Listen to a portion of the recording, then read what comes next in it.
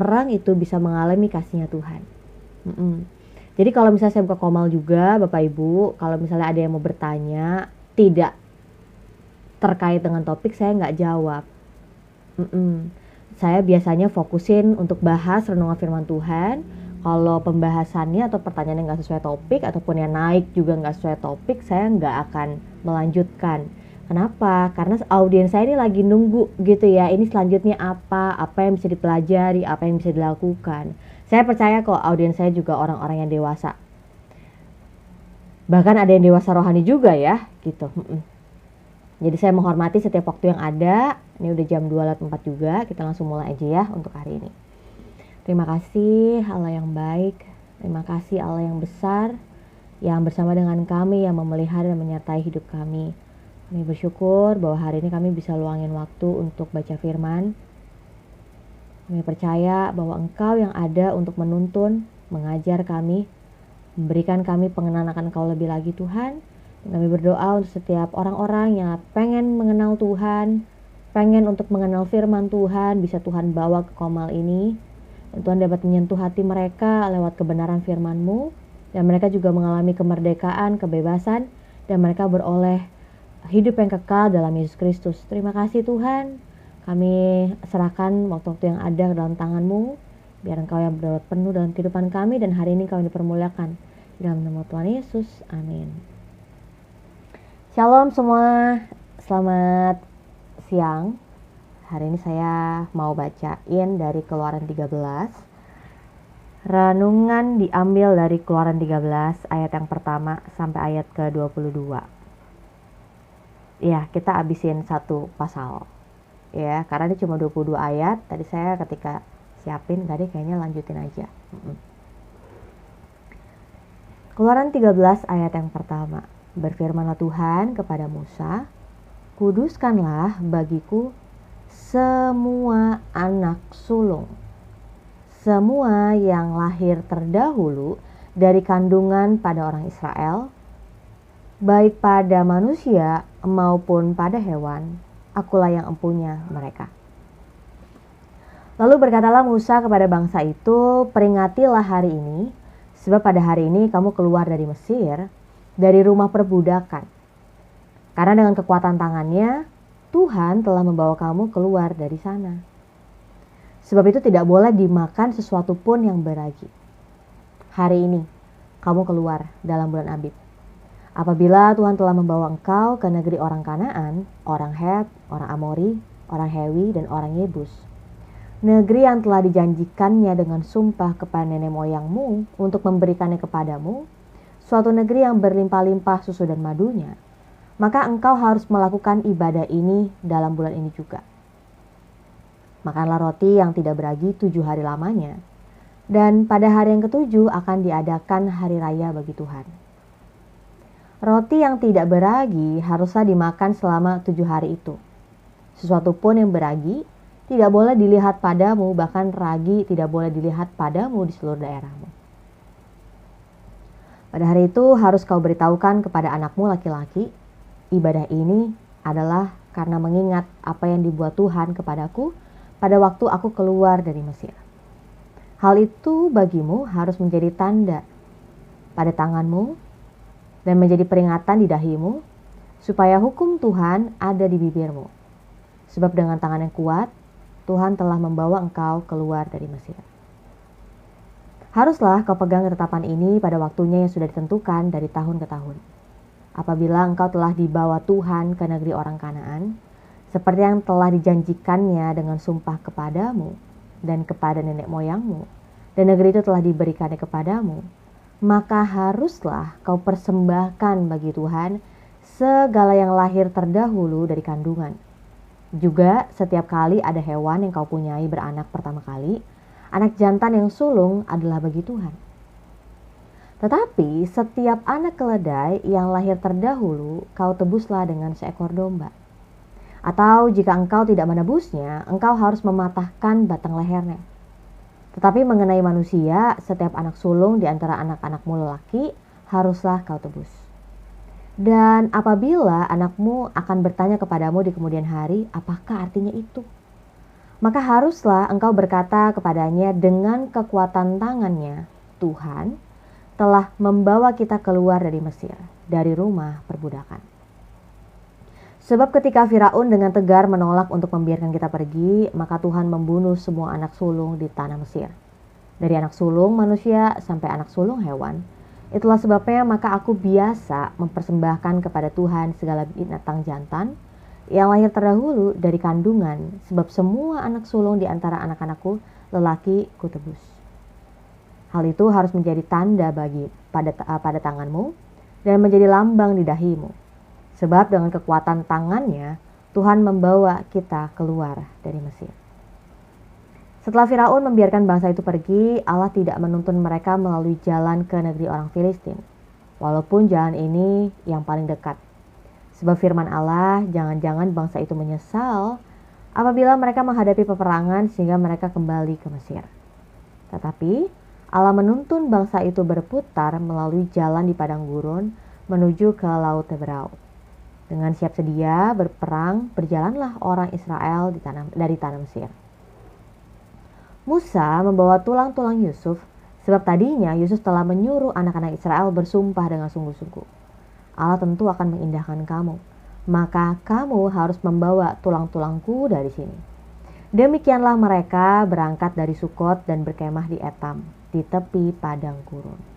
Tuhan berjalan di depan mereka dan pada siang hari dalam tiang awan untuk menuntun mereka di jalan, dan pada waktu malam dalam tiang api untuk menerangi mereka, sehingga mereka dapat berjalan siang dan malam.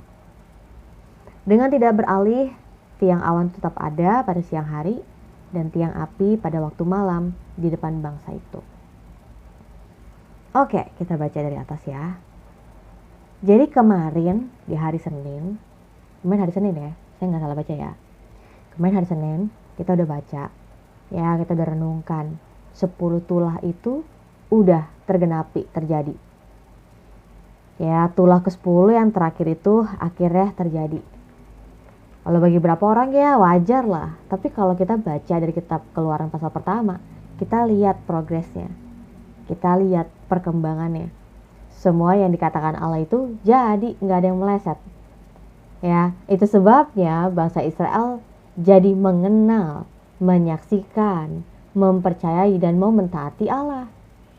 Harus terjadi tuh 10 tulah dulu gitu kan. Karena angkatan saat itu yang ada di bangsa Israel, mereka tidak mengenal. Ya, Allah telah menyatakan dirinya. Allah telah memperkenalkan dirinya kepada Abraham, Ishak dan Yakub. Ya, tapi di Keluaran berapa kemarin kita baca? Keluaran 3 dan Keluaran 4 dikatakan Allah belum memperkenalkan namanya, atau Keluaran 6. Ya, di Keluaran awal-awal Allah bilang, aku belum menyatakan diriku, namanya, ya kan? Ya, nah kemudian ketika terjadi tulah yang terakhir itu, tulahnya itu menyerang semua anak sulung, mau itu anak sulung dari rumah Firaun sampai ke rumah budak ya yang menghadapi hukuman mati gitu ya, sampai ke hewan-hewan juga. Itu semua anak sulungnya dari orang Mesir itu semuanya mati, karena anak sulung itu menggambarkan masa depan orang-orang Mesir, kebanggaan mereka. Bahkan anaknya Firaun yang sulung itu dianggap sebagai salah satu dewa yang disembah, yang dihormati oleh orang Mesir. Ya, itu sebabnya ketika semua anak sulung mati, ya dikatakan begitu hebatlah duka cita orang Mesir, bahkan sampai Firaun yang tadinya berkeras hati nggak mau untuk melepaskan orang Israel pergi, akhirnya mengusir orang Israel pergi sesuai dengan apa yang Tuhan telah firmankan kepada Musa, termasuk juga orang-orang Mesir. Orang-orang Mesir benar-benar menyuruh cepat-cepat bangsa itu pergi, bangsa Israel, supaya mereka tidak mati semua. Jadi di tulah yang ke-10 kita akhirnya melihat bahwa orang Mesir itu takut mati. Yang artinya kalau mereka membiarkan orang Israel itu terus berlama-lama dengan mereka, ini antara hidup dan mati. Nah, akhirnya kan bangsa Israel akhirnya persiapan kan untuk secepatnya keluar dari tanah Mesir. Ya kan? Kemarin kita baca bahwa saat itu malam itulah malam berjaga-jaga bagi Tuhan karena seluruh pasukannya Allah kan itu keluar dari tanah Mesir.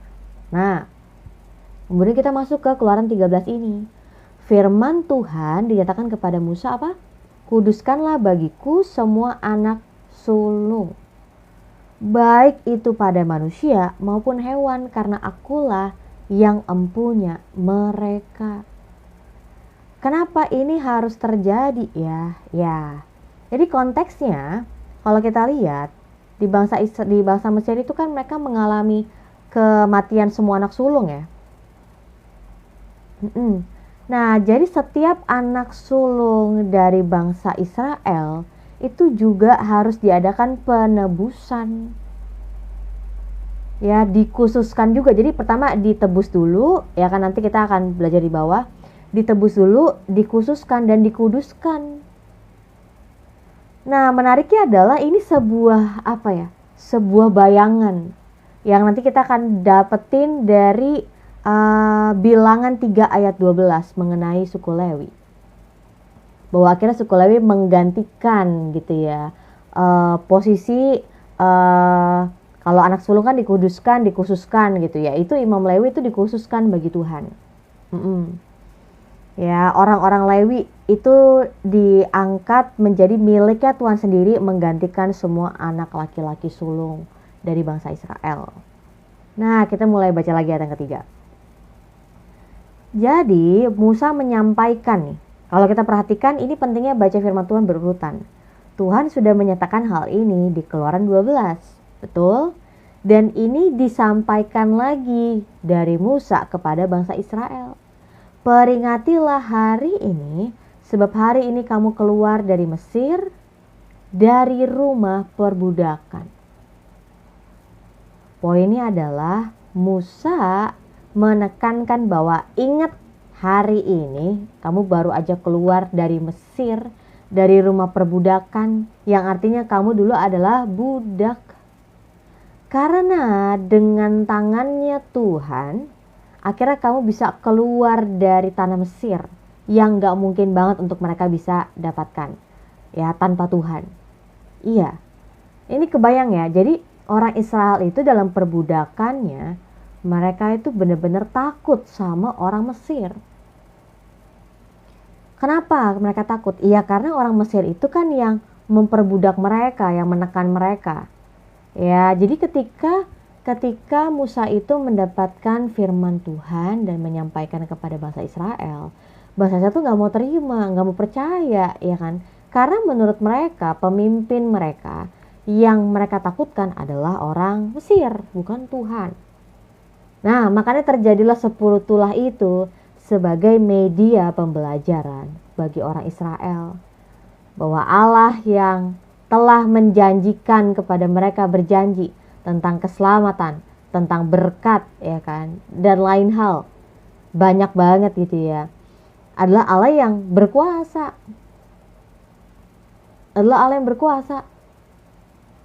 Nah, kita lanjut baca. Jadi, ya, Musa menekankan bahwa kamu ingat ya, hari ini kamu keluar dari tanah Mesir karena Tuhan. Sebab itu tidak boleh dimakan sesuatu pun yang beragi. Jadi terjadinya bangsa Israel keluar dari tanah Mesir itu ditetapkan kan, kita baca di Keluaran 12, itu ditetapkan sebagai bulan yang pertama, ya namanya bulan Abib. Jadi itulah bulan pertama untuk mereka mengatur waktu mereka gitu ya, ada perhitungannya. Menarik ya? Bulan pertama mereka jadi punya kebiasaan untuk mengingat bagaimana Allah membebaskan mereka dari perbudakan. Mereka menjadi seorang yang merdeka.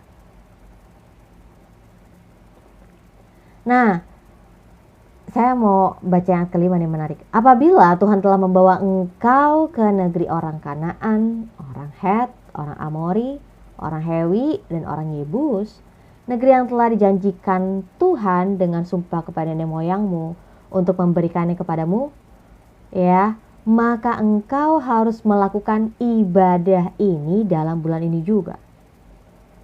Kenapa saya mau bilang hal ini menarik? Orang Israel belum lihat tanah perjanjian ya. Orang Israel belum tahu ini seperti apa negeri orang Kanaan, orang Het ini seperti apa, negeri orang Yebus ini seperti apa. Tapi Allah telah berfirman, telah memberikan ketetapan bahwa nanti ketika kamu udah sampai di situ, kamu harus tetap melakukan ibadah ini dalam bulan ini juga. Kenapa saya mau bilang ini menarik? Karena bangsa Israel belum lihat tanahnya mana. Tapi Tuhan yang berfirman, Tuhan yang kasih ketetapan, Tuhan yang tahu bahwa bangsa Israel memang akan mendapati, berada, masuk ke dalam tanah Kanaan. Kenapa saya bilang seperti ini? Karena saya bersyukur bahwa Allah yang saya sembah, Allah yang tidak terbatas. Allah yang tahu nih peristiwa yang akan terjadi, yaitu apa? Janjinya digenapi. Dan saya bersyukur karena saya punya Allah yang besar, Allah yang tahu apa yang akan terjadi, dan juga Allah yang setia dalam menggenapi janjinya. Saya bisa mengikuti perkataannya kan gitu. Itu pentingnya kita untuk merenungkan firman Tuhan Bapak Ibu. Dari pendengaran akan firman Tuhan, timbullah iman.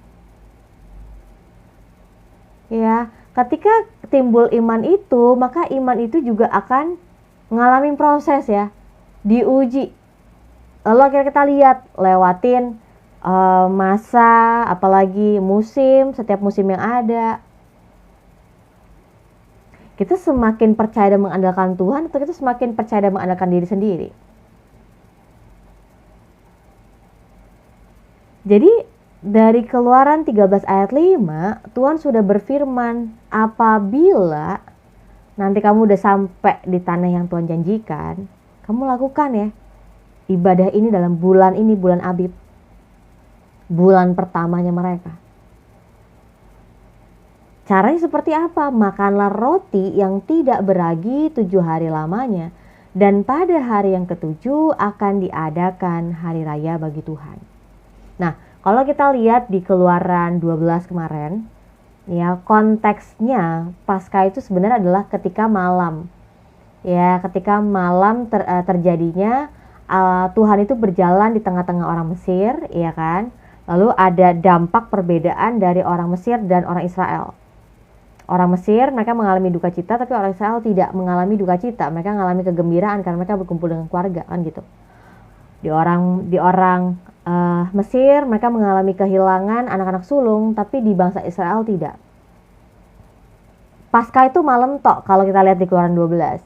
Tapi kemudian ketetapan Tuhan adalah ibadah ini ya harus dirayakan 7 hari lamanya. Dengan apa? Tidak boleh makan roti yang tidak beragi. Harus makan roti yang tidak beragi. Kok jadi tidak boleh? Oke. Makanlah roti yang tidak beragi. Dan pada hari yang ke-7 diadakan hari raya bagi Tuhan. Ya. Tapi belum selesai. Ketika mereka selama 7 hari itu mereka makan roti tidak beragi, bahkan mereka nggak boleh melihat adanya ragi itu. Ayat yang ke-8, pada hari itu kau harus beritahukan kepada anakmu laki-laki, ibadah ini adalah karena mengingat apa yang dibuat Tuhan kepadaku pada waktu aku keluar dari Mesir.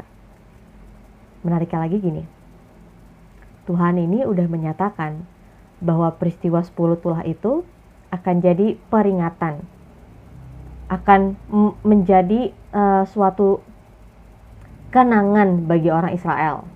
Di tulah keberapa yo? Masih ada ingat?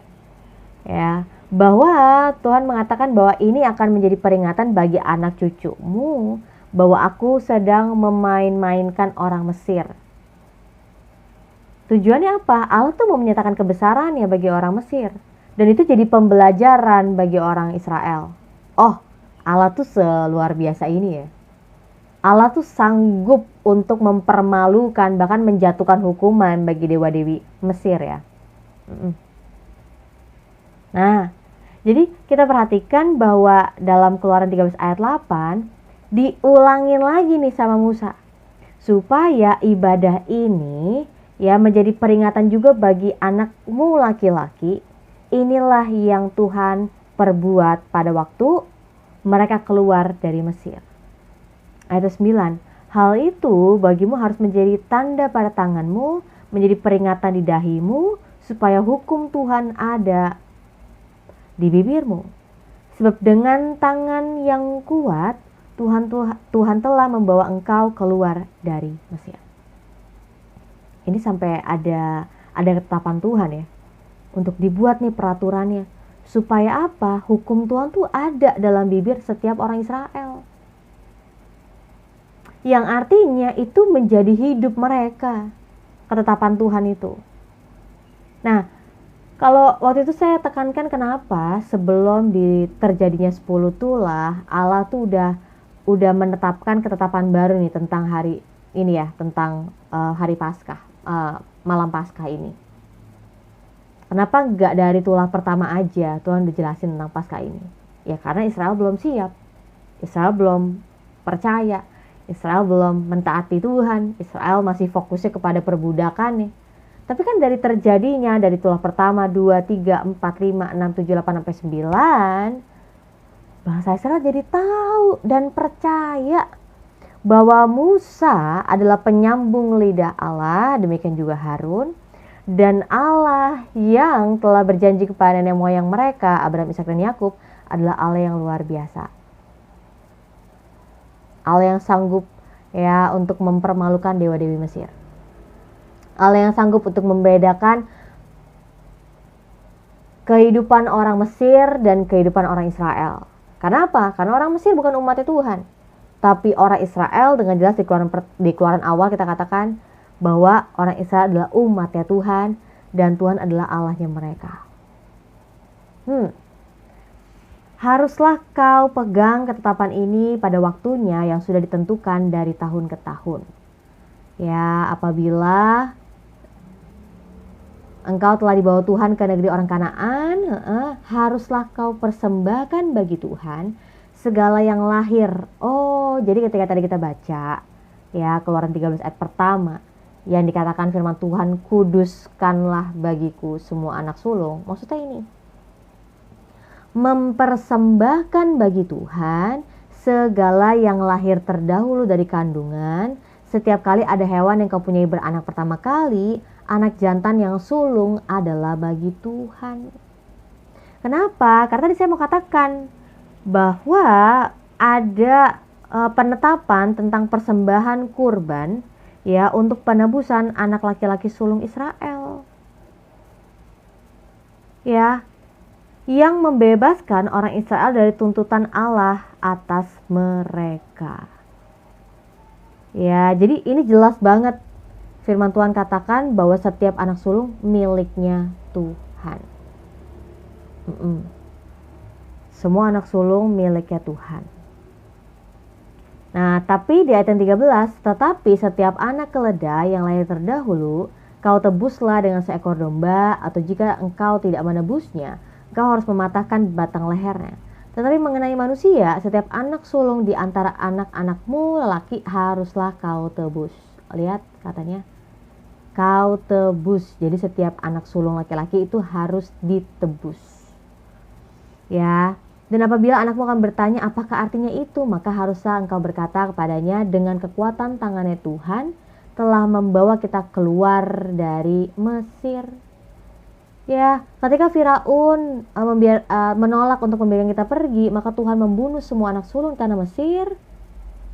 Ya, itu sebabnya aku biasa mempersembahkan kepada Tuhan segala binatang jantan yang lahir terdahulu dari kandungan, sedang semua anak sulung di antara anak-anakku lelaki ku tebus. Lihat ya. Jadi bicara tentang penebusan terhadap persembahan kurban untuk menebus anak laki-laki sulung Israel itu juga datangnya dari Tuhan ya. Ya ini. Seekor domba. Ini kan punya Tuhan juga ya. Saya mau katakan di sini ada penyediaan Allah. supaya bangsa Israel itu bisa mempersembahkan korban untuk menebus setiap anak sulung laki-laki mereka.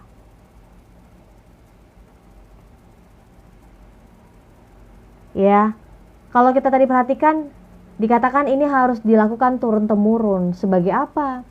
Ya, pengorbanan hewan sulung yang terus-menerus dan penebusan anak laki yang sulung terus-menerus adalah sebuah cara bagi orang Israel untuk mengabdikan, untuk meneruskan, untuk mewariskan kenangan pembebasan Israel dari Mesir. Lihat ya. Jadi bagaimana perbuatan Allah, keselamatan yang Allah kerjakan dalam kehidupan orang Israel itu harus mereka kenang lewat persembahan ini. Karena harusnya setiap anak sulung mereka juga beroleh kematian, tapi tidak karena Allah.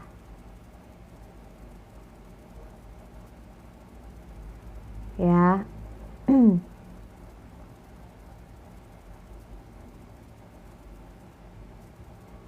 Ayat yang ke-17. Setelah Firaun membiarkan bangsa itu pergi, Allah tidak menuntun mereka melalui jalan negeri orang Filistin, walaupun jalan ini yang paling dekat sebab firman Allah, jangan-jangan bangsa itu menyesal apabila mereka menghadapi peperangan sehingga mereka kembali ke Mesir. Lihat, kita punya Allah yang luar biasa. Bahwa Allah tahu ini bangsa Israel, ya kan, bisa aja untuk menyesal dan akhirnya bisa berlari kembali gitu ya, nggak kuat nih untuk berjalan menuju ke tanah Kanaan. Jadi mereka balik lagi ke Mesir, balik lagi jadi budak gitu ya.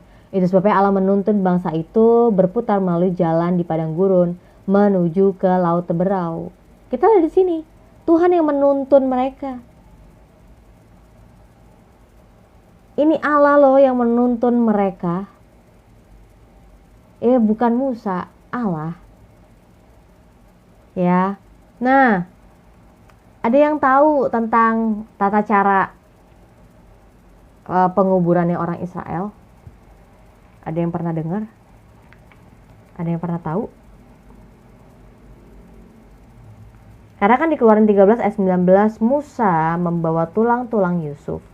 Sebab tadinya Yusuf telah menyuruh anak-anak Israel bersumpah dengan sungguh-sungguh, Allah tentu akan mengindahkan kamu, maka kamu harus membawa tulang-tulangku dari sini.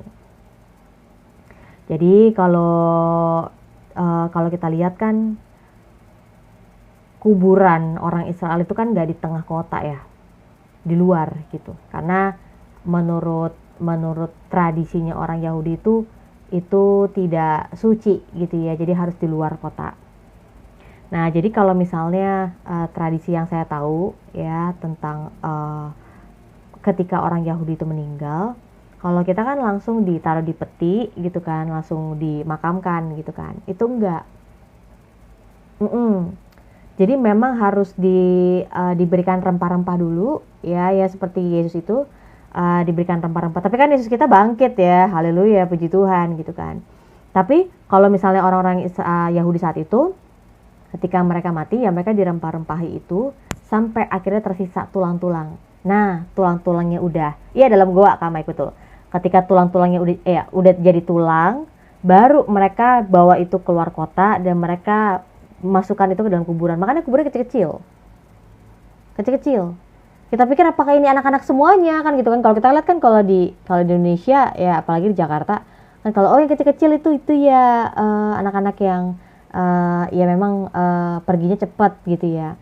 Nah, kalau misalnya di sana karena udah jadi tulang, jadinya ya nggak perlu gede-gede, emang kecil-kecil aja gitu. Dan biasanya itu kalau misalnya orang yang datang untuk mengunjungi itu biasanya naruh batu gitu. Ya, taruh di kotak batu tulangnya. Dan mereka juga itunya juga di atas itu ya. Kan kalau kita lihat kan ada yang tanah TPU itu yang bener-bener TPU gitu kan. Kan ada yang kayak disemenin atau gimana. Kalau mereka tuh kayak emang kayak menurut saya kayak agak bertingkat gitu. Jadi kalau kan ada yang datar ya kayak San Diego kan datar gitu kan, hijau semuanya rumput. Nah kalau mereka tuh biasanya kayak ada itunya bukan nisan tapi kayak gimana ya? Saya kasih tahu fotonya aja lah.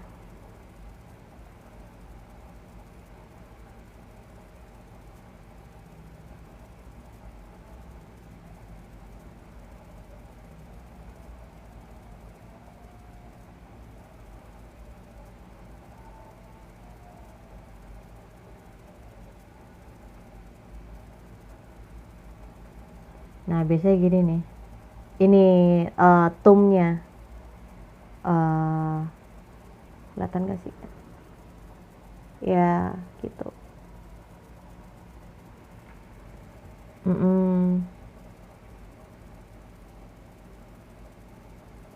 Jadi biasanya emang tadi di goa dulu, lalu ketika udah jadi tulang-tulang baru ditaruh, dikumpulkan, taruh di tadi, ya ada tanda bagian atasnya inisial namanya. Ya nih ada inisial namanya nih.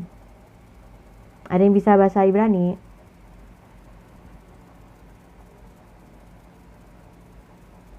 Mm-mm.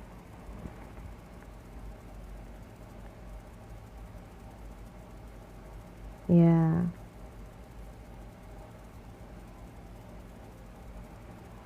Makanya di Keluaran 13 ayat 19 dikatakan mereka membawa tulang-tulang Yusuf. Gitu.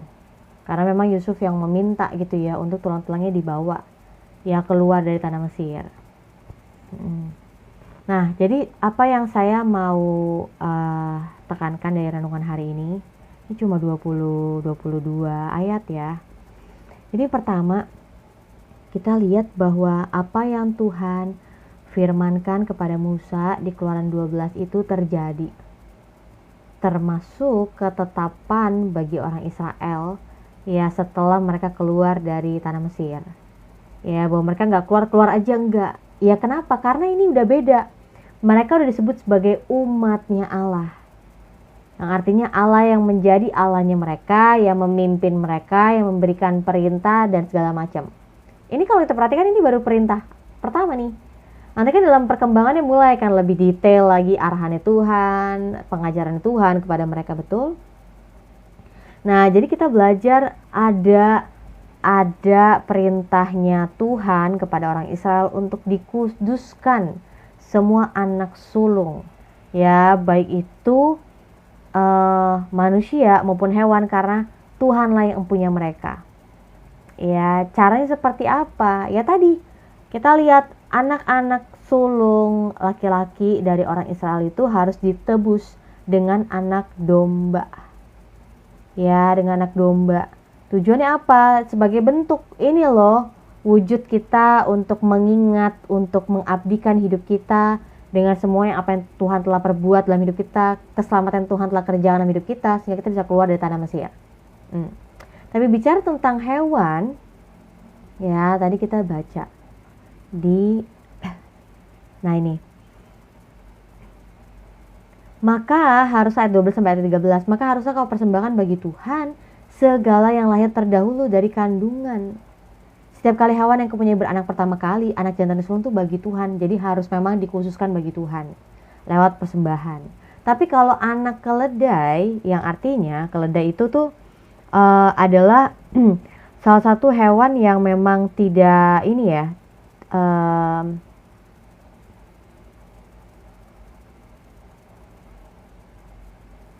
Jadi saya baca.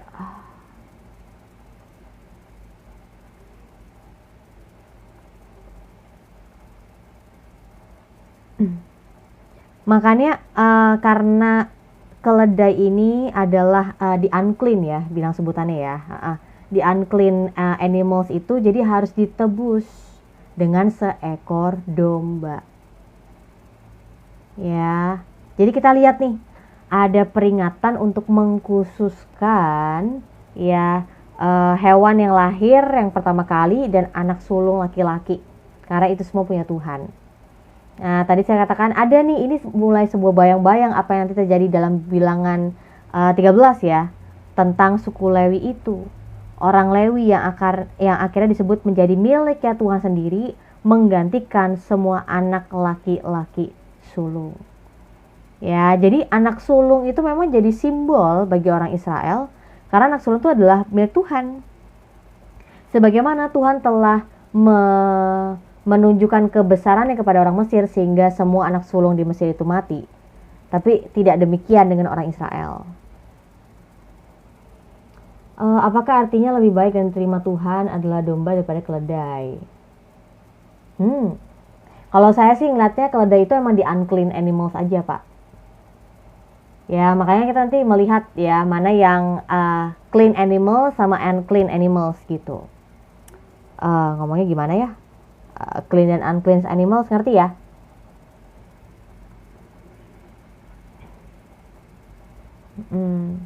Nah, terus kalau kita lihat di Keluaran 12 itu kan malam berjaga-jaga bagi Tuhan supaya orang Israel tuh bisa keluar dari tanah Mesir, kan tuh malam tok. Ya kan? Makanya itulah disebut Paskah. Oh iya, najis dan tahir. Thank you Kak Jingga. Iya, hewan najis dan hewan tahir. Nah, kalau misalnya bicara tentang Paskah itu kan konteksnya di Keluaran 12 itu cuma night, satu malam aja. Satu malam aja ya. Tapi kalau kita lihat untuk peringatannya itu berlangsung 7 hari. 7 hari lamanya orang Israel nggak boleh makan roti tidak beragi. Bahkan, mereka harus makan roti tidak beragi. Bahkan mereka nggak boleh lihat di sekitar mereka ada ragi. Dan di hari ke-7 mereka buat ibadah khusus, ibadah raya bagi Tuhan. Kalau nanti anak-anak mereka tanya ini buat apa, ini buat apa? Untuk ya sebagai peringatan bahwa Tuhan dengan tangan yang kuat telah mengeluarkan kita dari rumah perbudakan. Menarik ya. Jadi Allah nih yang memberikan ketetapan bagi orang Israel. Karena jelas dari Keluaran awal-awal kita udah lihat bahwa Israel akan disebut sebagai umat ya Tuhan. Mereka cara hidupnya ya kan, cara hidupnya, apalagi cara mereka memberikan korban persembahan itu semua udah diatur sama Tuhan. Nah, terus saya mau bahas nih kaitannya tentang ini ya. Ini mungkin Kak Jingga masih hadir nggak? Saya cek dulu nih Kak Jingga. Mungkin Kak Jingga bisa berbagi. Tada, Kak Jingga masih ada. Ya, mungkin Kak Jingga bisa berbagi tentang Paskah nih Kak Jingga. Kak Jingga pasti selalu hari Paskah akan selalu repot di gereja. Bicara tentang kaitannya dengan Yesus. Oke. Jadi,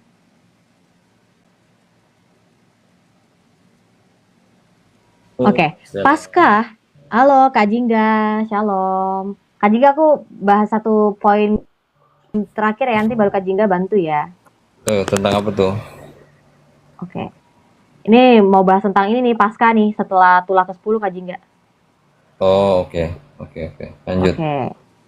Jadi, Paskah ya bagi orang Yahudi adalah waktu untuk mengingat bagaimana Israel diselamatkan dari 10 tulah.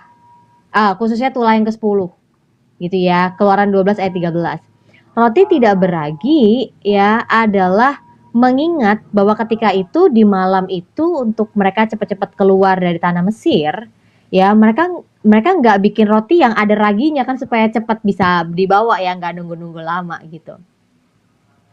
Nah, yang saya mau tekankan adalah mereka harus mengingat lagi tentang roti tidak beragi itu karena mengingat peristiwa yang terjadi dulu, ngerti ya? Yang dulu terjadi di malam Paskah itu. Dan bagi mereka harus cepatnya keluar dari tanah Mesir, jadi mereka ya tidak perlu bikin roti yang beragi. Nah, lalu apa kaitannya kan dengan Kristus kan gitu ya? Oke. Orang percaya saat ini tidak ya. Oke. Orang percaya saat ini untuk mereka memperingati hari Paskah ini adalah dengan menjalani hidup yang murni dan tulus. Dan bukan hanya pada 1 minggu tok dalam setahun, enggak, tapi kehidupan kita setiap hari. Ya, makanya kalau kita ingat lagi kematian dan kebangkitan Kristus itu bukan hanya dirayakan setahun sekali, betul? Kita peringati setahun sekali, bukan. Harus ya kematian dan kebangkitan Yesus. Kita peringati setiap hari. Kita renungkan setiap hari karena itulah yang menjadi kekuatan kita.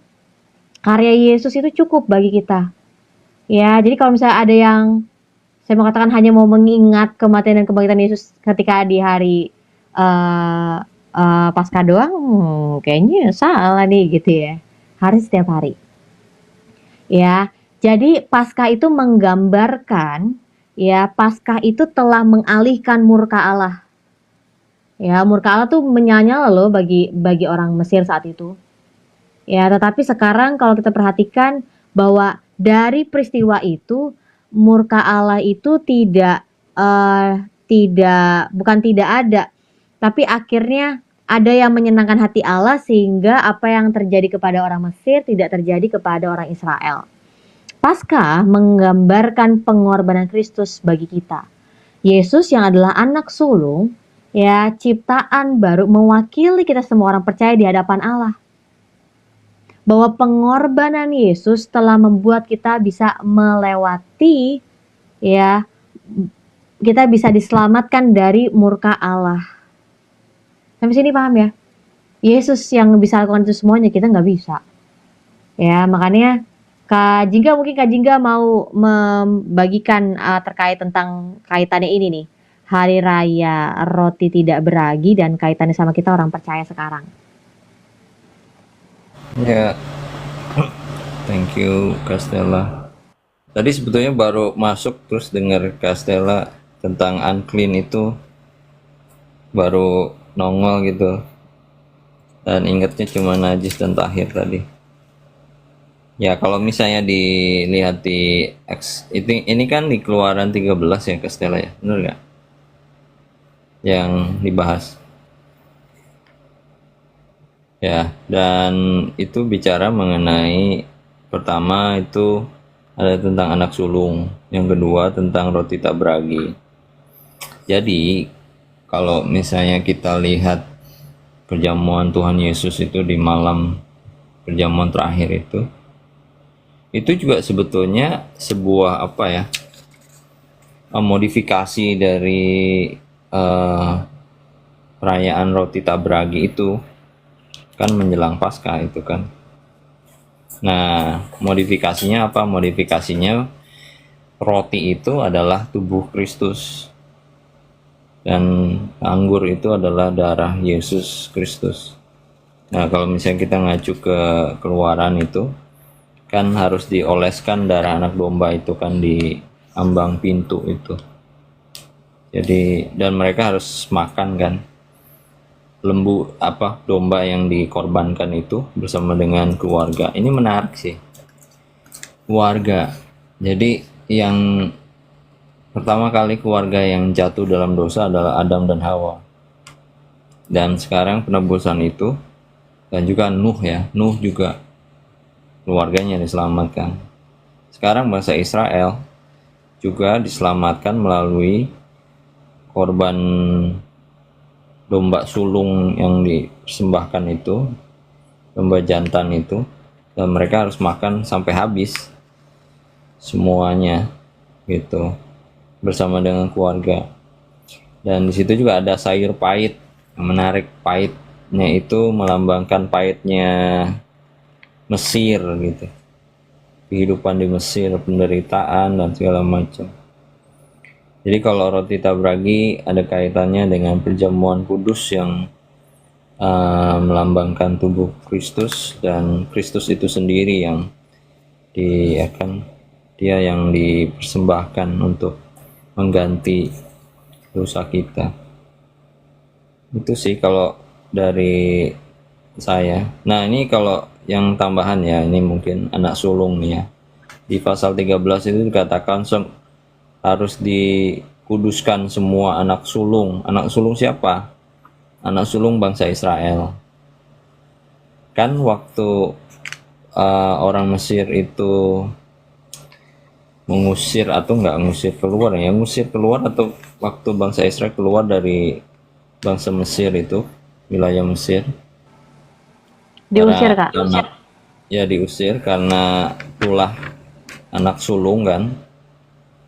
Itu bangsa Israel kan anak sulungnya tetap hidup kan gitu. Tapi setelah mereka keluar, Tuhan bilang semua anak sulung itu harus dikuduskan menjadi milik Tuhan, bukan dihukum mati, bukan dipersembahkan untuk jadi korban bakaran, bukan, tapi untuk melayani Tuhan di bait suci. Dan juga ini kalau binatang dipersembahkan ya, kalau ada lembu, kalau ada domba, firstborn, pokoknya sulung itu untuk Tuhan. Jadi kalau misalnya kita lihat, Tuhan itu adil ya. Bangsa Mesir kan kehilangan anak sulung mereka kan, dan mereka berteriak, menangis segala macam. Dan bangsa Israel enggak.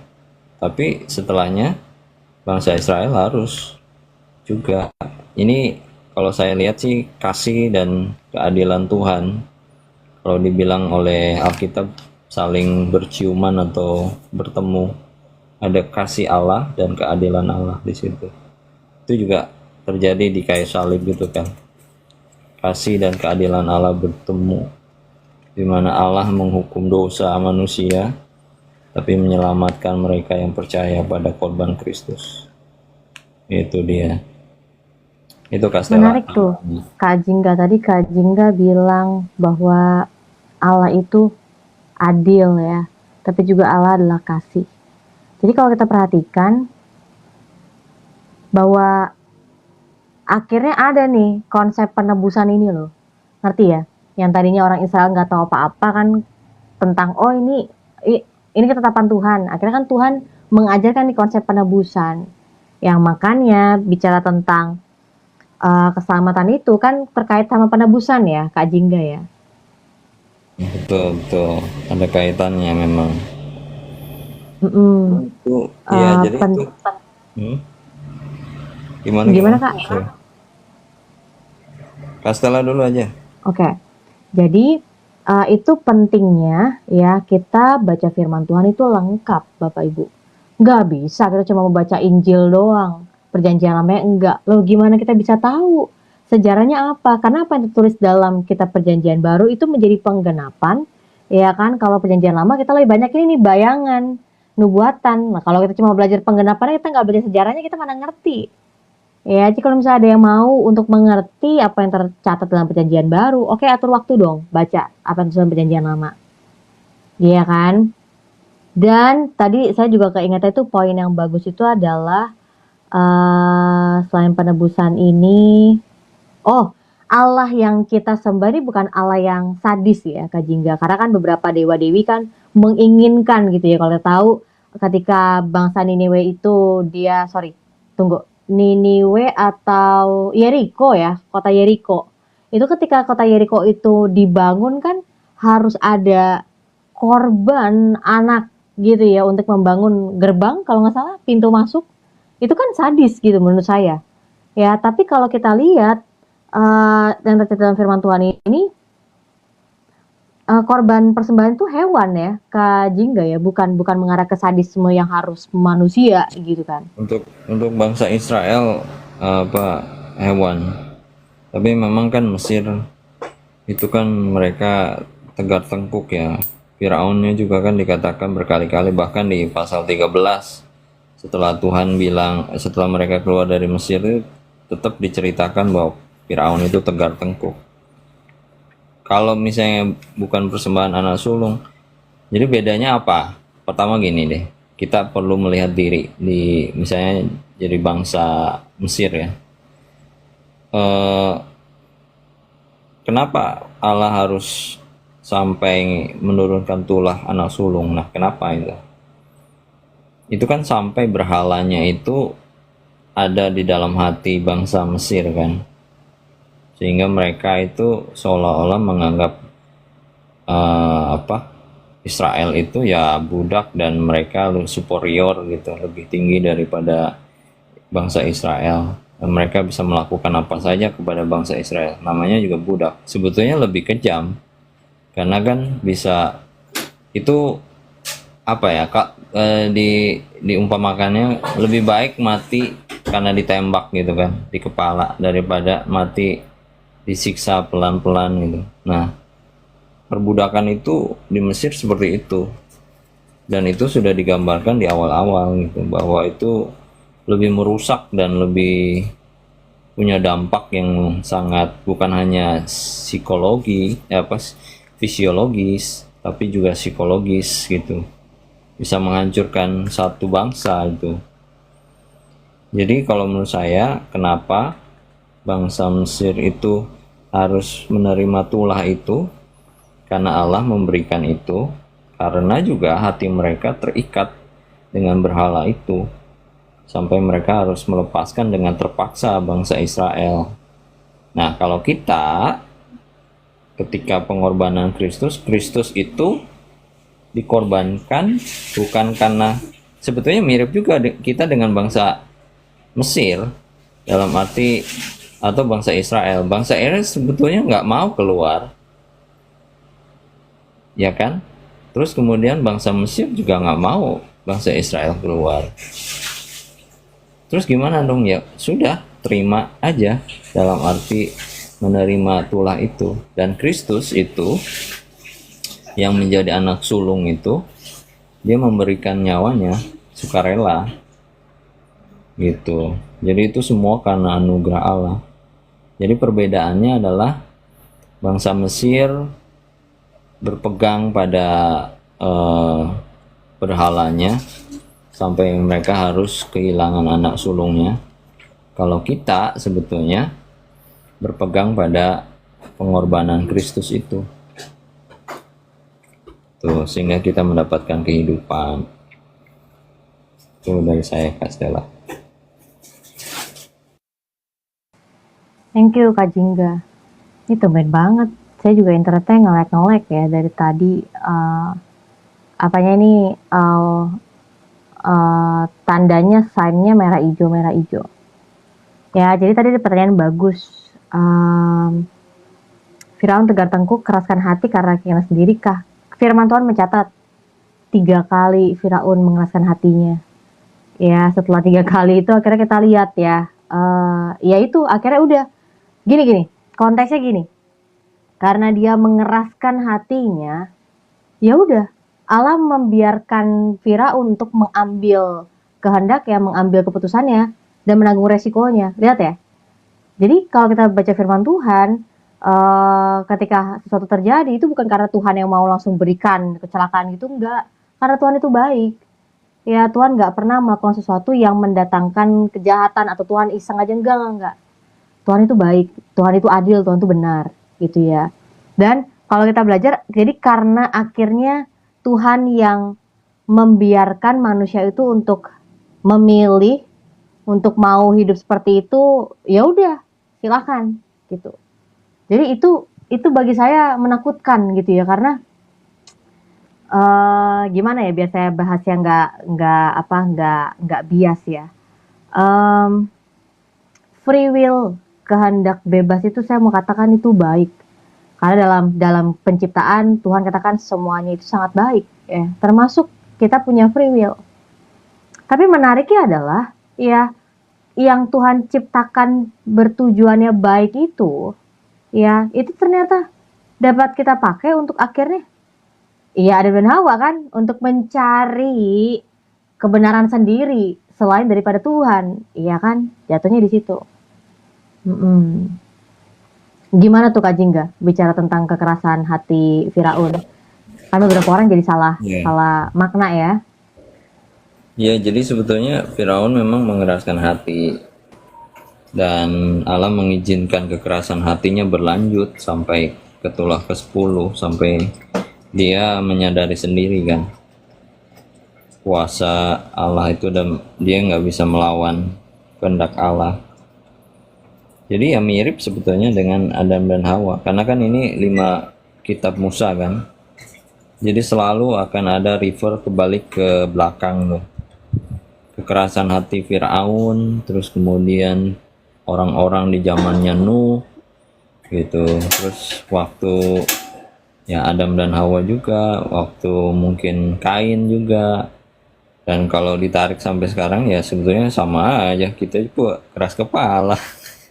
Kalau Tuhan Yesus tidak menyatakan dirinya datang ke bumi dan menyatakan anugerahnya kepada kita, nggak akan kita percaya. Kan Roma bilang, Roma 3 itu, Roma 3 katakan tidak ada yang benar, tidak ada satupun yang mencari Allah. Bayangkan, tidak ada satupun yang mencari Allah. Jadi ya kalau ada bilang cari Tuhan gitu, aku mencari Tuhan, seringkali kita mencari karena ada somethingnya gitu ya kan. Jadi ya Kita harus menerima itu perkataan Rasul Paulus bahwa tidak ada yang mencari Allah. Kalau bukan anugerah kita nggak bisa diselamatkan. Gitu. Ya, betul. Jadi buat teman-teman semuanya, kalau Komal ini tujuannya untuk pemberitaan Injil ya. Ya, saya appreciate kalau orang bahkan cuma 4 orang di sini, tapi kita nyimak firman Tuhan sama-sama, dan firman Tuhan ini memberikan pertumbuhan rohani bagi kita. Kenapa? Karena menurut saya kalau misalnya mau berdebat di Komal lain aja. Di sini tujuannya untuk membangun bersatu dalam tubuh Kristus, dalam satu tubuh Kristus, gitu ya. Kalau misalnya ya, saya lebih menghargai teman-teman semua yang di sini concern untuk menyimak, untuk belajar, untuk tahu kebenaran, untuk menghidupinya. Ya, kalau misalnya mau bahas, mau berapologet, nggak di sini tempatnya, nggak di sini. Ya, penginjilan lagi diadakan di sini di Komal ini.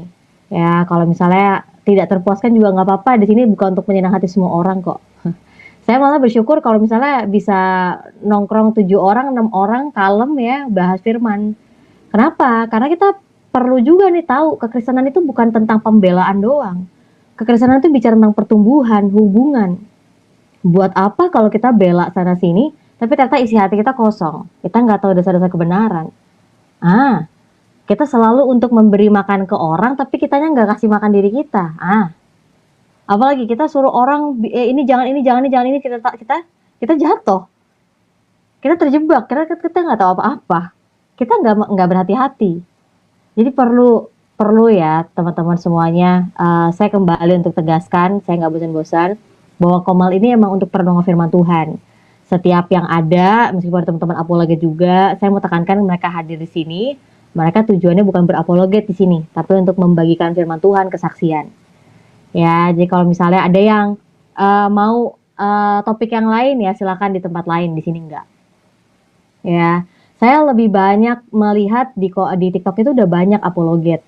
Ya, justru komunitas-komunitas yang bahas firman, yang membangun, yang bersaksi itu lebih dikit gitu. Jadi silakan pilih komal-komal lain yang lebih wah gitu ya. Komal-komal ini memang khusus untuk kalangan tersendiri. Iya. Jadi namanya apologet itu kan juga sebetulnya ini memahami firman ya, dan juga bukan hanya sekedar di otak gitu, tapi juga di hati gitu. Nah, apa yang kita bicarakan sekarang ini adalah memahami firman dan juga memahami hati kita gitu. Sampai di mana gitu. Jadi kalau kita bilang apologet, ya kuduskanlah Kristus di dalam hatimu, sucikanlah Kristus dalam hatimu gitu kan. Jadi seorang apologet yang sejati adalah menguduskan hatinya bagi Kristus, dan dia harus memberikan jawaban yang lembut, lemah lembut, pimpin orang dalam kelemah lembutan. Itu dia. Nah, saya nggak tahu ya, tapi mungkin banyak apologet yang nafsu-nafsuan gitu ya, atau emosional. Nah, tapi kalau di sini sih lebih enak lah ya, dalam arti saya nggak tahu ya Kastela, kayaknya ya yang lebih efektif adalah ketika seorang wanita Kristen buka Komal. Ini Komal Kastela, satu lagi ada Komalnya Kak Wulan loh dulu. Saya kenal Kak AB itu lewat Komalnya Kak Wulan. Nah, itu pun bagus gitu. Jadi kalau di manage dengan baik gitu, perempuan ya, jadi kalau dia bisa menguasai diri, wah, jadi channel yang Komal yang bisa berbuah gitu, bukan isinya debat-debat mulu. Amin. Ya, jadi ada 2 Komal dulu itu. Jadi yang Kabulan saya sering gabung sama yang punyanya Kak Stella ini. Ya, thank you Kak Jingga. Aku nggak tahu Kak Ulan. Coba nanti ya, masih ada nggak Kak Ulan ya? Masih sering tanya Kak AB aja, tanya Kak AB. Soalnya kami ketemuannya di situ dulu. Oh, baik. Nanti saya Tambah tanya ke kali. Abe. Ya. Ya, jadi konteksnya Kak Novi, roti tidak beragi ini ada di Keluaran 12. Pertanyaannya kenapa rotinya tidak beragi? Ya Kak. Kalau Keluaran Gimana tuh? 12, ya kalau Keluaran 12 itu kita yang udah melihat ya ketetapan Allah sendiri. Saya bacain di ayat yang ini. Ayat yang ke-15. Kamu makanlah roti yang tidak beragi 7 hari lamanya. Pada hari pertama pun kamu buanglah segala ragi. Setiap orang yang makan sesuatu yang beragi, hari pertama sampai hari ketujuh orang harus dilenyapkan. Jadi memang itu ketetapan Tuhan. Dan bangsa Israel juga lagi buru-buru nih untuk keluar dari tanah Mesir. Kalau mereka nungguin rotinya beragi dulu ya nggak jadi gitu kan. Nggak jadi keluar ya nggak jadi makanannya. Ya benar. Ada yang ini sih menarik. Jadi ya tentu waktu itu Mesir kan juga ya udah terkenal lah ya dengan rotinya kan. Karena itu di zaman Yusuf kan mereka mampu menyimpan gandum kan di masa kekeringan itu. Jadi mereka penghasil roti dan juga ya pokoknya udah lebih lebih oke lah ya makanan dan roti di sana. Jadi kalau misalnya kita kaitkan dengan roti tak beragi itu betul-betul raginya itu pengaruh sebetulnya kalau dibilang. Kalau kita lihat di Injil pun itu ragi itu pengaruh gitu kan. Adonannya besar tapi raginya sedikit tapi bisa menghampiri seluruh adonan. Jadi yang dimaksud di situ roti tak beragi adalah pengaruh dari Mesir itu gitu. Dan ada kaitannya dengan ayat yang ke-15, mereka harus buru-buru, gak ada waktu lagi. Itu sih kalau saya lihat ya. Ya, jadi kalau lihat kayak hal-hal seperti ini, Bapak Ibu, kita nggak bisa sama ratakan semuanya. Ragi dalam perjanjian lama dengan ragi perjanjian baru maknanya sama gitu. Perlu berhati-hati.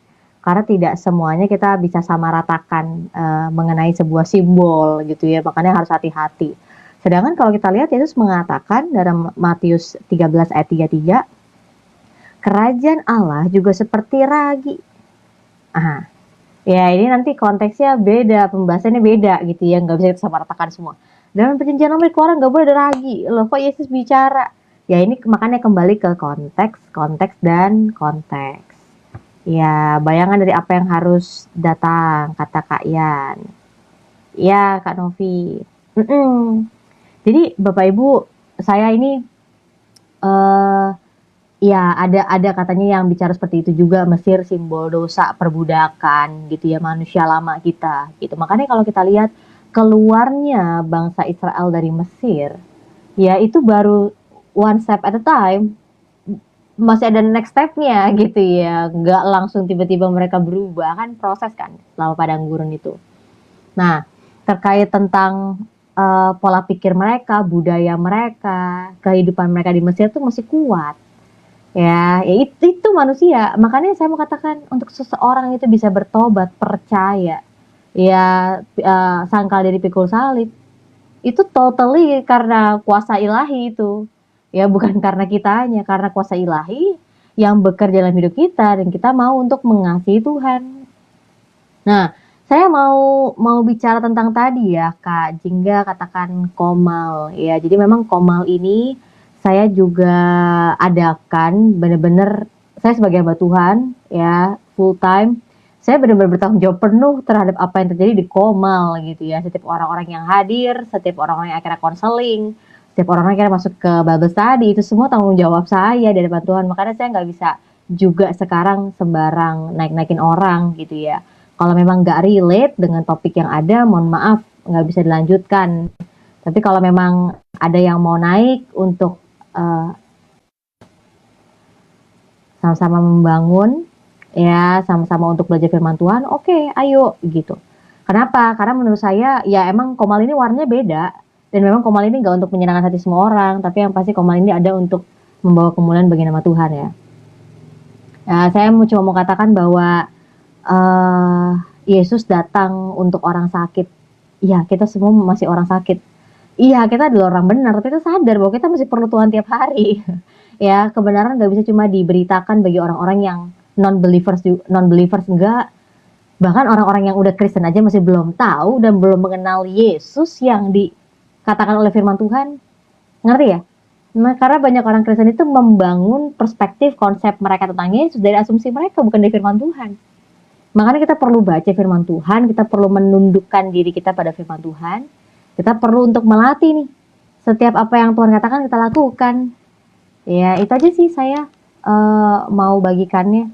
Kok hari ini jaringannya lagi jelek. Tambahannya Kak Stella. Tadi ada kaitannya dengan anak sulung ya. Perumpamaan Yesus tentang anak sulung juga menarik tuh. Yang anak sulung yang anak yang hilang, yang anak bungsu yang meninggalkan bapaknya, sedangkan anak sulung ada di rumah. Jadi dalam perumpamaan itu yang gagal itu bukan anak bungsu aja gitu, tapi juga anak sulung. Kenapa? Anak sulung juga tidak dekat dengan bapaknya, tidak mengetahui isi hati bapaknya. Nah, Kristus itu adalah anak sulung yang sejati.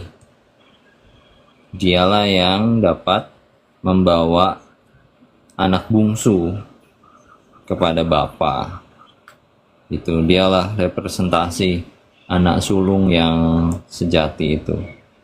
Kalau di dalam perumpamaan Yesus anak sulung itu gagal memahami hati Bapa, Yesus itu anak sulung yang sejati. Jadi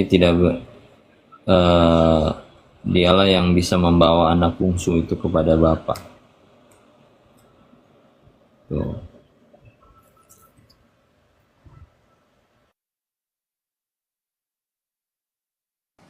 Ya, iya betul. Menariknya kan anak sulung dan anak bungsung, bungsung, anak sulung dan anak bungsu.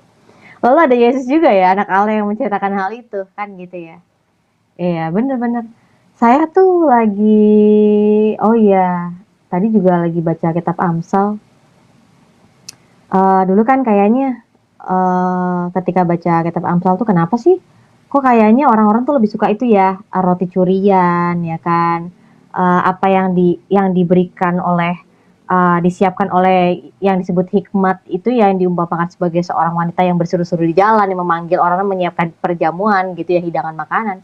Kok nggak ada yang mau makan sih? Kenapa nggak ada yang mau datang? Tapi kayaknya orang lebih suka hal-hal yang berseberangan dengan hikmat gitu ya. Saya ketika kemarin juga renungan, tapi ini bener kan? Kebenaran itu selalu kita beritakan, kita sampaikan, tapi memang orang lebih suka yang jahat. Ya itu udah jelas dikatakan dalam perjanjian baru ya, bahwa yang dosa, DOSA gitu kan. Terus saya kepikir, ya ketika kita baca firman Tuhan, bener loh. Ya kita nih orang-orang yang tidak berpengalaman, ketika kita baca firman Tuhan, kita jadi beroleh hikmat, pengetahuan, pengertian Bapak Ibu. Makanya saya mau tekankan kalau misalnya ada yang masih muda-mudi di sini, ya coba deh lebih banyak baca firman Tuhan, renungkan dan lakukan. Sekalipun kita belum punya banyak pengalaman, sekalipun kita belum ini dan itu, kita belum sukses, tapi ketika kita udah beroleh nih pengertian, pengetahuan dan hikmat daripada firman Tuhan tuh jadi bekal banget buat kita. Nggak perlu kita jatuh di jurang orang lain gitu ya untuk merasakan sakit aja dalam jurang, nggak perlu. Ketika kita baca firman Tuhan itu benar-benar mengubah perspektif kita sih. Nggak cuma kita baca firman Tuhan untuk kenal Allah aja, ketika kita mengenal Allah, bonus yang mengenal diri kita, bonus yang mengenal sesama kita. Jadi menurut saya ini firman Tuhan begitu luar biasa Bapak Ibu, nggak cuma bicara tentang iman aja, kehidupan rohani aja, tapi juga kebutuhan jiwa dan jasmani kita yang penting itu apa. Ya, jadi bekal. Iya, betul Kak Novi. Amsal 9 ya Kak Stella, yang hikmat itu ya. Itu juga menarik sih, memang disimbolkan dengan seorang wanita ya. Biasanya kan Allah diidentikan, diasosiasikan dengan laki-laki kan, tapi ini hikmat itu perempuan gitu. Jadi ada sisi apa ya, sisi yang lemah lembut, sisi yang lebih apa ya, penuh asih gitu dan asuh untuk orang-orang tuh bisa datang. Tetapi ada juga kebodohan dan apa itu, dan yang bertolak belakang dengan hikmat digambarkan dengan wanita jalang kan, itu mengerikan itu. Dan kalau baca itu waduh, benar-benar ngeri dan menjijikan itu gambarannya. Tapi kalau hikmat Allah digambarkan sebagai wanita yang betul-betul mengundang semua orang untuk datang makan dan memiliki sukacita di dalam hikmat Allah itu. Seringkali kita lebih suka hikmat dunia daripada hikmat Allah. Iya, bicara tentang hikmat manusia Bapak Ibu ya. Saya suka dengar informasi, ilmu gitu ya, pengetahuan. Tapi ketika kita udah terbiasa ya untuk baca firman Tuhan, ketika kita dengar pandangan atau penemuan, apalagi ilmu-ilmu seperti itu, kita langsung bedain nih, mana yang human center sama God center. That's why waktu 2022 saya punya salah satu kenalan, dia bilang, saya lagi baca ini nih, saya lagi baca buku tentang apa tuh yang dari perkembangannya orang Yunani tuh, ilmunya orang Yunani, stoik. Oh ya ya ya gitu kan. Saya kalau misalnya ada orang diskusi kayak gitu, saya nggak langsung nggak boleh loh, nggak, saya nggak kayak gitu. Ya saya tanya apa yang kamu dapetin gitu, dapat apa kok dari situ gitu kan. Terus saya bilang, iya nih, iya, iya nih, bagus ini style, bahwa ada hal yang kita nggak bisa kendalikan, ya kan? Kita bisa, gue lebih sehat nih ketika belajar hal-hal stoik kayak gini. Oke. Terus biasanya kan dia tahu saya ya, jadi dia gimana pandangan lo gitu kan. Oke. Kok gue sih nggak larang ya lo baca hal itu. Tapi lo bandingkan dengan firman Tuhan. Kita bisa loh Bapak Ibu, setiap ilmu pengetahuan yang ada kita bandingkan firman Tuhan. Loh, memang harus demikian karena akhirnya kita akan menyaksikan bahwa Alkitab itu teruji. Alkitab itu membuktikan sendiri, Alkitab itu benar, Alkitab itu mudah dipahami, Alkitab itu cukup bagi kita. Nah, jadi saya bilang sama dia, ya udah kok coba aja baca dulu, tapi buat aku you have to be careful ya waktu baca. Dia bilang kenapa? Karena itu kuat di humanisnya, kuat di man centernya, human centernya gitu. Fokusnya kepada kamu harus berpikir, kamu harus berstrategi, kamu harus. Kita nggak bisa kok, aku bilang. Nggak bisa, dan kita perlu Tuhan, aku bilang gitu. Terus ya udah dia nggak terlalu dengerin tuh waktu itu. Tapi sepanjang berlalunya waktu, dia ketemu lagi sama saya. Bener Rostel, gue udah baca kelar. Tapi bener yang lu bilang, iya udah. Ya akhirnya lo tahu kan, bisa kita bandingkan firman Tuhan kok sama apapun ilmu yang ada di luar. Iya. Ya makanya Paulus juga ketemu sama orang-orang Yunani itu. Paulus tekankan bahwa aku akan datang memperkenalkan Allah yang tidak kamu kenal. Sekalipun mereka begitu pintar ya, orang-orang di daerah mana itu, Areopagus. Ya, mereka udah punya banyak mempersembahkan mesbah-mesbah bagi dewa-dewi mereka. Mereka tetap ada celah nih. Ada dewa yang mereka tidak kenal. Karena waktu itu, saya pernah jelasin ya. Waktu itu, saya buka deh, takut saya jadi salah baca.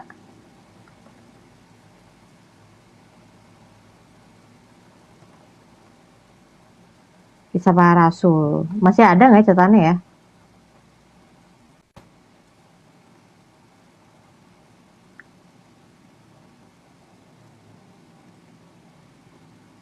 Ya, jadi konteksnya adalah di zaman dahulu itu memang ada terjadi pandemi di daerah Yunani itu. Ya, terjadi pandemi, singkatnya, ya mereka mencoba untuk menaikkan korban persembahan bagi semua dewa-dewi yang mereka kenal. Tapi nggak berhenti, malah makin parah pandeminya di sana, wabahnya. Ya, sampai begitu banyak orang yang meninggal. Sampai akhirnya ada salah satu dari, ya dibilangnya filsuf lah ya, yang mengatakan, jangan-jangan ada nih Allah yang tidak kita kenal, yang kita perlu persembahkan mesbah. Menariknya adalah, gimana cara mereka mempersembahkan?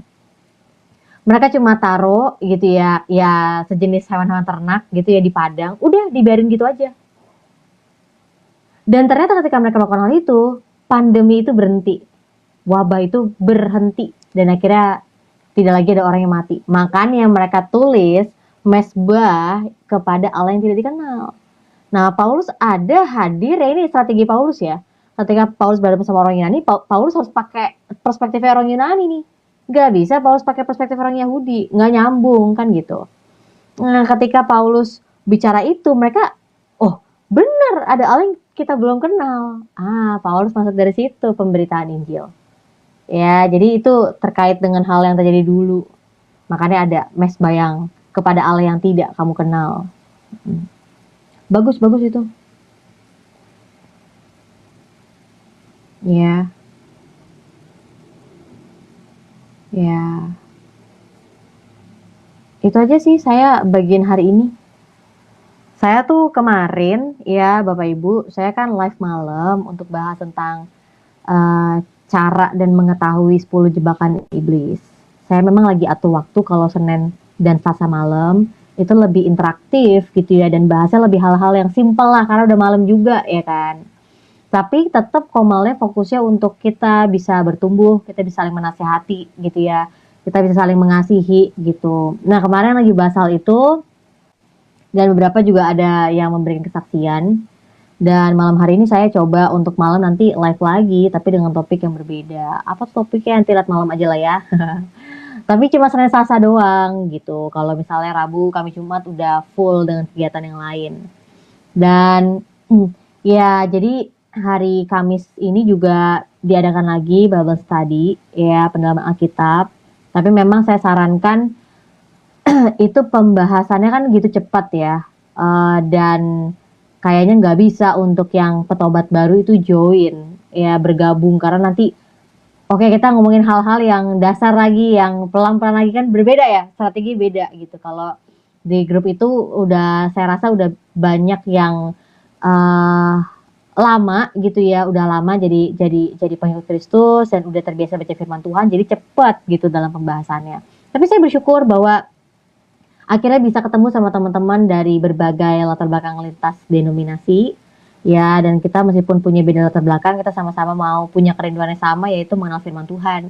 Dan dalam Bible Study itu juga bukan hanya belajar dari saya ya, tapi dari yang lain juga gitu. Konteksnya memang mau untuk interaksi dua arah. Kalau misalnya ngajar satu arah ya bisa aja gitu. Ya, halo Kak Bodyguard. Gimana Pak Ting? Pak Ting kan Kak Jingga. Ya, itu apa Bible study-nya pakai metode apakah Stella? Ada yang dipakai nggak? Apa? Ya, jadi kalau misalnya metodenya, oh ya ini mungkin ini ada yang penasaran ya kalau saya Bible study-nya gimana. Jadi kalau saya biasanya Bible study-nya tuh adalah pertama ya 5W1H dulu ya, dari 5W1H. Terus kalau saya menekankan gini, ini juga saya pakai ketika lagi renungan saat teduh ya. Ketika saya baca satu perikop itu, kebenaran apa yang saya baru temukan tentang Allah, kebenaran apa yang saya baru temukan tentang manusia, ya, kebenaran apa yang isinya perintah dan larangan Allah. Ini mungkin agak jelimet ya, karena saya kalau Bible study sendiri emang suka caranya saya sendiri gitu ya. Ini saya ngeliatnya dari ini sih, Logos, punya rekomendasi Kak Jingga. Nah, ketika udah dapetin itu, oh dari perikop ini kita belajar tentang Allahnya ini, Allah berkata ini ya kan, segala macam. Nah kemudian saya melihat bahwa latar belakangnya nih, penulisnya siapa, lalu konteksnya waktu itu budayanya apa, waktunya apa, tujuan kitab itu apa gitu ya. Lalu akhirnya kita tahu bahwa firman Tuhan itu bagi kita, tapi bukan untuk kita ya. Alkitab ini kan kita adalah audiens kesekian, tapi bukan audiens utama. That's why kita perlu melihat dari perspektifnya audiens pertama. Waktu itu ada isu apa gitu kan. Kemudian ada nggak hal-hal yang kita perlu untuk lihat dari terjemahan aslinya. Ya contoh misalnya waktu itu saya lagi kasih contohnya dari kitab Pengkhotbah. Ya kan, kata kenang-kenangan itu tuh ternyata menarik itu, kenang-kenangan ya kan, kepada generasi. Tapi kalau lihat dari beberapa terjemahan lain bukan hanya generasi, tapi angkatan dan lebih luas lagi. Gini Bapak Ibu, setiap terjemahan firman Tuhan itu bukan menggoyahkan kita, justru memperlengkapi kita, maknanya makin luas.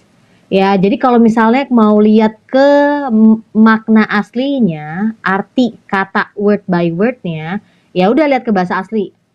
Tapi bahasa asli kan kadang kaku ya. Iya kan kalau kita lihat dari sintaksnya dan segala macam parsingnya gitu kan, itu kaku banget gitu. Lalu adalah yang dibuat ide per ide gitu ya, terjemahannya. Lalu ide per ide pun udah pakai sih bahasa modern. Lalu ada lagi per parafrase per paragraf dengan tujuan untuk menyederhanakan lagi, tapi perlu berhati-hati bahwa setiapnya ini terjemahan itu tetap ada kekurangan dan kita bisa saling melengkapi. Cuma setiap kali saya melihat dari terjemahan, berbagai terjemahan yang ada, saya malah semakin dilengkapi, bukan semakin diragukan. Nah, jadi kalau konteks lihat ke naskah aslinya itu tepat. Jadi kalau ada yang bingung lihat ke naskah asli. Ya, naskah asli. Terus Kak Jingga setelah itu seperti biasa karena saya kan lebih banyak menekankan praktika, ya. Oke, jadi setelah kebenaran kita telah kita ketahui itu apa, ada nggak ayat yang ternyata itu membicarakan pergumulan personal ataupun kelompok? Wah, ternyata ini masih relate ya sama kehidupan kita meskipun budayanya berbeda. Mm-mm. Terus ada nggak ayat firman Tuhan yang challenging nih buat kita, menantang kita? Contoh misalnya, jadi Allah berkata bahwa semuanya itu baik ya, karena bahas kejadian pertama. Bener nggak? Kita masih lihat semua ini semuanya baik. Atau enggak lah ini masih ada yang jahat ini. Oke, itu datangnya dari mana? Gitu ya. Jadi saya biasanya tantang orang. Kalau di balas tadi saya tanya balik. Tahu dari mana itu jahat? Ah, ini maksudnya baik ini apa ukurannya baik? Saya tantang balik gitu ya. Kenapa? Karena pada akhirnya gini, ketika kita renungkan firman Tuhan, kita harus temukan prinsip. Prinsip kebenaran. Nah, prinsip kebenaran itu sifatnya timeless, Bapak Ibu. Ya, makanya firman Tuhan ini luar biasanya. Mau generasi sekarang, kita abad 21 maupun nanti, ya generasi yang akan datang ini, meskipun kita punya latar belakang peradaban yang berbeda, tapi tetap firman Tuhan itu cukup bagi kita. Karena firman Tuhan ini bicara tentang prinsip. Dan prinsip Tuhan itu timeless. Dan apapun latar belakang budaya kita, itu masih tetap relate. Karena bicara apa? Kecenderungan manusia. Kecenderungan manusia di budaya dan di tahun kapanpun sama. Ya, iri hatinya sama, ya kan, jealousy-nya sama, apalagi bebalnya sama, sama. Ya itu makanya luar biasa firman Tuhan cukup bagi segala segala zaman yang ada. Karena berisi prinsip firman Tuhan. Nah, prinsip firman Tuhan itu akhirnya bisa kita temukan dan kita akhirnya membuat kita jadi bertumbuh imannya. Ya, nggak ada cara lain. Mau makin kuat, makin mengasihi Tuhan, apalagi mau makin berbuah. Firman Tuhan jawabannya. Jadi bukan karena strategi saya, jadi saya bisa jadi kuat, enggak. Saya cuma mau katakan rahasia hidup saya adalah saya percaya dan mengandalkan Tuhan, itu aja. Enggak ada yang lain. Saya memilih untuk tetap hidup dalam kebenaran karena saya mengasihi Tuhan, itu aja. Daripada saya kepentok ya kan, daripada saya nyoba-nyoba sana sini, udah yang bener aja lah firman Tuhan. Iya kan? Karena gini, semua tokoh yang ada dalam firman Tuhan ketika mereka menerima perkataan Tuhan dan melakukannya, jadi berhasil. Contohnya Yusuf. Makanya kalau kita lihat visi kehidupan Yusuf, tahu nggak ayatnya di mana? Visi, tahu ya? Visi dalam kehidupan Yusuf itu tahu nggak apa? Kita balik dulu ke kejadian nih. Yusuf itu kan salah satu ini ya tokoh yang kita bisa acungkan jempol ya karena dia adalah from zero to hero ya kan, bukan zero sih minus lah. Oke. Ya, banyak orang kan mimpi gitu kan, terus dijual, terus ketemu sama tante Potifar gitu kan. Lalu akhirnya masuk ke dalam penjara, lalu udah bantuin orang malah nggak dianggap gitu kan. Masih jauh itu visinya Yusuf. Ntar di ini kayaknya di 45 atau wait 47 ya.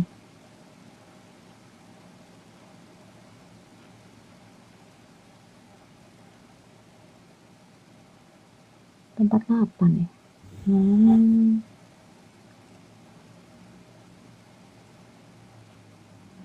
Bentar ya.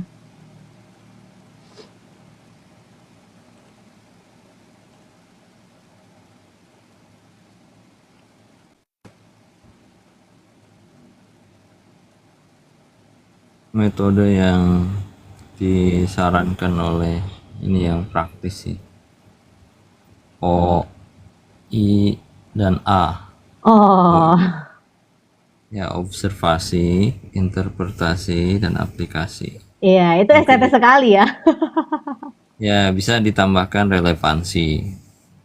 relevansinya. Kalau observasi ya itu 5W1H itu. Kita pakai itu atau kata yang diulang. Kalau yang masih pemula kan mungkin ya cari aja kata yang diulang gitu. Yang ditekankan sampai 2 kali, 3 kali. Itu juga menarik sih. Mm-mm. Ya, saya tadi ngomong gitu, saya langsung apa? Langsung tahu. Wah, ini estetis sekali. Itulah apa di sabda di Oh ya, di Sabda. bentuk praktis ya. Dia bentuk praktisnya. Tentu kan banyak ya. Kita bisa menafsirkan itu banyak dari sisi sosial segala macam bisa kan. Cuman kalau mau yang untuk yang pemula kan harus yang simple gitu. Kalau yang Ya, Castella ini Bible study-nya mungkin udah agak banyak middle yang ya. tahu, udah banyak yang tahu kan mereka tentang Alkitab. Kenapa Yesus malah dari keturunan Yehuda bukan Yusuf? Nah itu pertanyaan Castella. Silakan Kak, aku masih cari ini nih, visinya Yusuf. Lagi baca cepat ini. Ya, itu sebetulnya ada kaitannya dengan ininya apa ya, janjinya Yakub ya. Jadi Yakub itu yang menyatakan janji itu. Yakub atau Yakub Ishak ya. Sorry, Ishak. Catat. Saya harus ya Yakub di Kejadian kalau nggak salah. Saya lupa di mana. Tapi itu disebutkan semua dan semuanya itu ada janji-janji Tuhan kepada saudara-saudaranya. Jadi salah satunya adalah Yehuda itu. Jadi tongkat pemerintahan itu akan tetap ada di Yehuda, Yakub ya.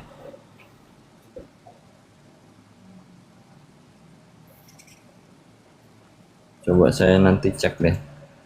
Jadi ketika ya itu ada ininya nubuatannya dari Yakub dan Tuhan menetapkan bahwa Yehuda yang pegang itu bukan Yusuf.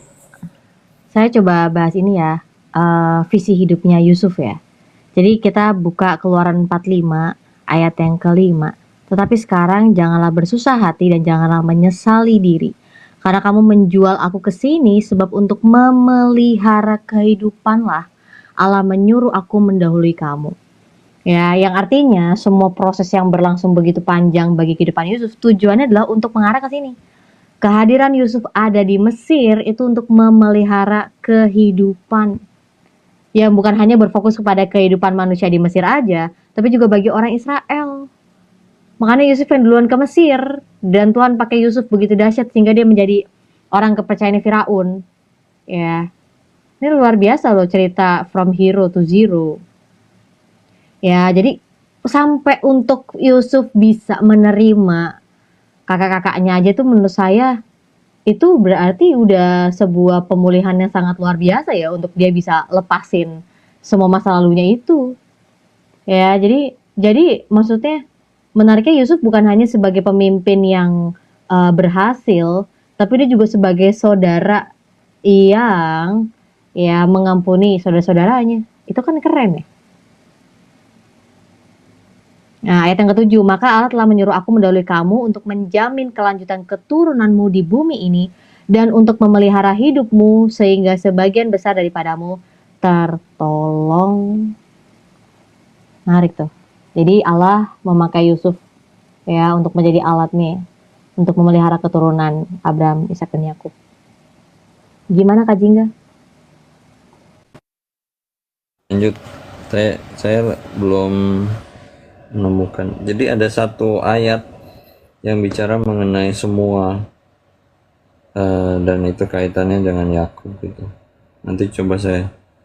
Nah itu Kejadian 49 ayat 10. Coba Kak Stella bisa. Kejadian 49 ya? Ya, Kejadian 49 Ayat yang ke-10. Tongkat kerajaan tidak akan beranjak dari Yehuda ataupun lambang pemerintahan dari antara kakinya. Sampai dia datang yang berhak atasnya, maka kepadanya akan takluk bangsa-bangsa. Ya, dan Yehuda itu anak sulung. Sorry, anak sulung. Bukan, sulungnya si ini, Ruben. Ruben. Ya itu jadi perkataannya itu Yakub kan kalau nggak salah gitu. Ya, ini berkatnya Yakub ya bagi anak-anaknya. Ya, jadi itu Tuhan udah menetapkan di situ. Tongkat kerajaan tidak akan beranjak dari Yehuda.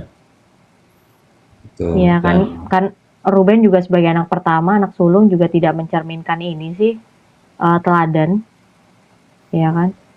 Yang dia menaiki petidurannya istrinya Yakub itu kan?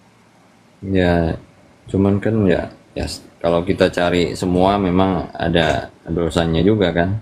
Iya betul. Yehuda juga kan? Tapi memang kalau Allah sudah menetapkan kedaulatan Allah itu akan terjadi. Dan kenapa tongkat kerajaan? Ya itu ada kaitannya dengan kuasa. Bahwa Yesus itu memiliki kuasa di langit dan di bumi, di surga dan di bumi. Jadi dialah raja yang berkuasa atas bangsa-bangsa. Nah, di ayat 10 itu dikatakan kan, maka kepadanya akan takluk bangsa-bangsa. Jadi bukan satu bangsa tapi bangsa-bangsa. Itu bayangan ke depan mengenai Kristus, bahwa Kristus itu Yehuda yang sejati gitu. Ya.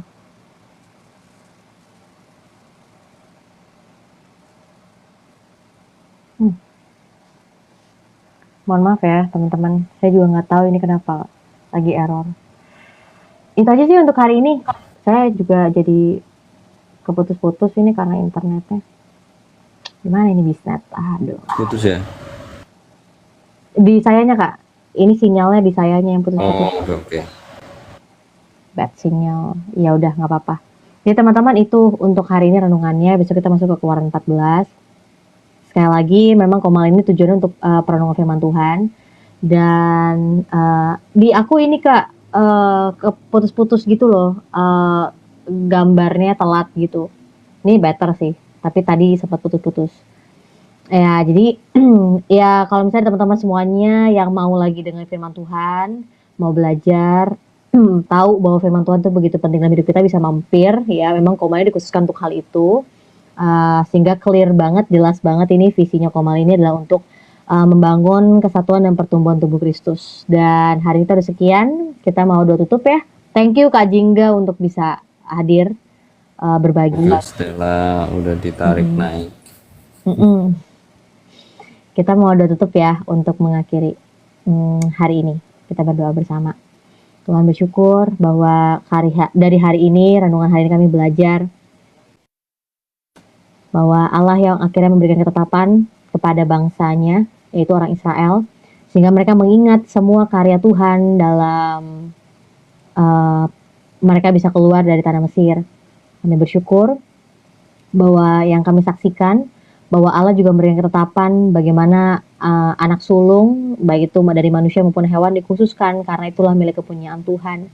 Dan kami belajar juga konsep penebusan, walaupun hanya konteks yang sederhana, tapi kami bersyukur bahwa Allah yang berinisiatif dalam karya keselamatan.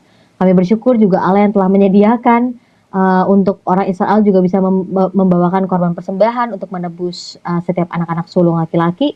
Dan kami bersyukur bahwa akhirnya nama Tuhan itu dipermuliakan dari generasi ke generasi dan makin banyak orang mengenal Tuhan. Dan kami rindu sebagai orang-orang yang bersyukur atas semua karya Yesus di atas kayu salib, bahwa kematian dan kebangkitan Yesus nggak cuma kami peringati setahun sekali, tapi menjadi peringatan bagi kami setiap hari, setiap waktu, karena kami tahu bahwa kami nggak bisa untuk lari dari murka Allah, karena kami adalah orang-orang yang berdosa, kami orang yang pantas untuk menerima murka dan hukuman Allah. Tapi karena Yesus, kami diselamatkan, kami beroleh kehidupan yang kekal, kami dikuduskan sucikan, sehingga kami di hadapan Allah kudus dan tak bercacat. Dan kami bersyukur atas semua hal itu, karena Kristus yang ada dalam kehidupan kami. Terima kasih Tuhan, biar Engkau dipermuliakan dan Engkau ada untuk membawa setiap perenungan ini untuk bisa dilakukan oleh teman-teman semuanya, sehingga firman ini jadi hidup dan mereka melihat hasil dari kebenaran, yaitu buah yang manis, yang matang, yang bisa memberkati banyak orang. Terima kasih dalam Tuhan Yesus. Amin. Amin. Thank you semua teman-teman. Thank you Pak Ting, Kak Novi, Kak Jagat. Ada Kak Bodi juga, tadi ada Pak Ahmad, ada Kak Jingga tadi yang udah naik, Kak Mike, thank you, thank you. Kita ketemu lagi besok jam 2, semoga ya internetnya lancar, karena nanti malam juga mau coba nih jam 8 lagi live untuk ngomongin hal-hal yang lebih simpel. God bless you semua, nggak sampai jam 4 nggak apa-apa ya, supaya saya bisa nerusin buku. God bless you, bye-bye.